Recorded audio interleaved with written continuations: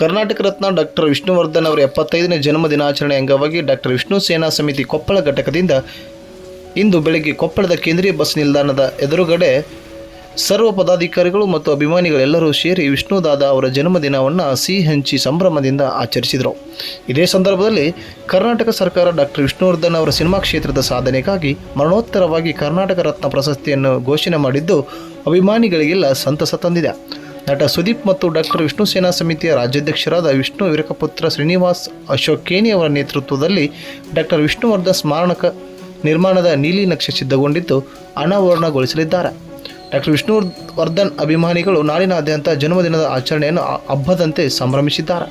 ಇದೇ ವೇಳೆ ಕೊಪ್ಪಳ ಜಿಲ್ಲಾ ವಿಷ್ಣು ಸೇನಾ ಜಿಲ್ಲಾಧ್ಯಕ್ಷರಾದ ವೀರನಗೌಡ ನರೇಗಲ್, ಜಿಲ್ಲಾ ಉಪಾಧ್ಯಕ್ಷರಾದ ಲಿಂಗರಾಜ್, ಜಿಲ್ಲಾ ಗೌರವ ಅಧ್ಯಕ್ಷರಾದ ಭೀಮನಗೌಡ ಹಿರೇಗೌಡ್, ಜಬ್ಬಲಗುಡ್ಡ, ದೇವರಾಜ್ ಕೋಳೂರು, ಸಂತೋಷ್ ಬಾರ್ಕೇರ್, ವಿಜಯ್ ಕುಮಾರ್ ಕೊಪ್ಪಳ್, ಶಾಂತಪ್ಪ ಕೊಪ್ಪಳ್, ರೇವಪ್ಪ ಓಜನಹಳ್ಳಿ, ಸುದೀಪ್ ಕೊಪ್ಪಳ್, ಕಿರಣ್ ಗೊಂಡಬಾಳ್, ಅಲ್ಲಾಭಕ್ಷಿ ಮತ್ತೂರ್ ಮತ್ತು ಡಾಕ್ಟರ್ ವಿಷ್ಣುವರ್ಧನ್ ಅಭಿಮಾನಿಗಳೆಲ್ಲರೂ ಈ ಸಮಯದಲ್ಲಿ ಉಪಸ್ಥಿತಿ ಇದ್ದರು.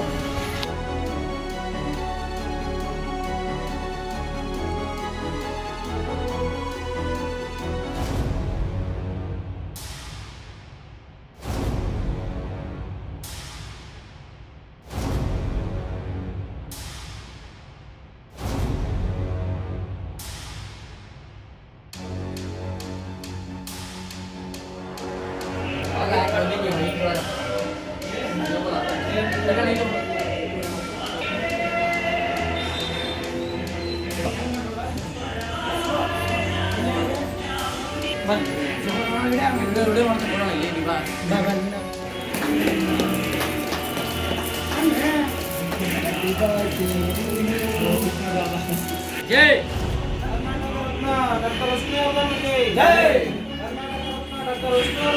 जय